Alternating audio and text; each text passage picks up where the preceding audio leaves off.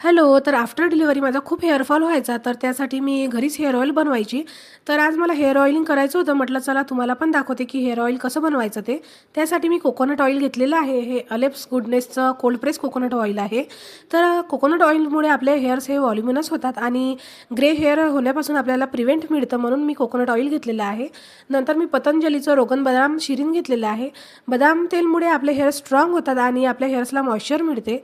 नंतर मी tea tree oil घेतलेलं आहे. तर टी ट्री ऑइल हे अँटीबॅक्टेरियल आणि अँटी इन्फ्लामेटरी राहतं. तर यामुळे आपल्याला डॅन्ड्रफ कमी होण्यासाठी मदत मिळते, म्हणून मी टी ट्री ऑइल घेतलेलं आहे. तर हे आधी असं शेक करून घ्यायचं आणि याचे 4 ते 5 ड्रॉप घ्यायचे टी ट्री ऑइलचे. नंतर मी हे रोजमेरी ऑइल घेतलेलं आहे. तर हे जे आहे रोजमेरी ऑइल हे अलेप्स गुडनेसचंच आहे. तर हे सगळे जे प्रोडक्ट आहे हे योगायोगाने अलेप्स गुडनेसचेच घेतलेले आहे, म्हणजे मी हे खूप आधीपासूनच यूज करते. तर हा कुठलाही प्रकारचा प्रमोशनल व्हिडिओ नाही आहे. मी हे सगळे प्रोडक्ट खरंच यूज करते आणि हे बजेट फ्रेंडली आहे.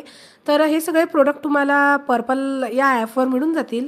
तर याची मी सगळ्यांची लिंक तुम्हाला देऊन देईल डिस्क्रिप्शनमध्ये. तिथे जाऊन तुम्ही बाय करू शकता. तर हे जे रोजमेरी ऑइल आहे यामुळे आपल्या हेअर्सला ग्रोथ होतं, आपली हेअर ग्रोथ होण्यासाठी मदत मिळते, म्हणून मी हे रोजमेरी ऑइल घेतलेलं आहे. नंतर हे सगळं तेल असं मिक्स करून घ्यायचं आणि छान आपल्या हेअर्सला मसाज करायची आणि बिफोर हेअर वॉश 20 ते 30 मिनटं हेअर्सला राहू द्यायचा आणि छान प्रकारे वॉश केल्यानंतर आपलं नॅचरल ड्राय केल्यानंतर बघा हेअर्स किती शायनी सिल्की झालेले आहे आणि छान प्रकारे ग्रोथ झालेली आहे.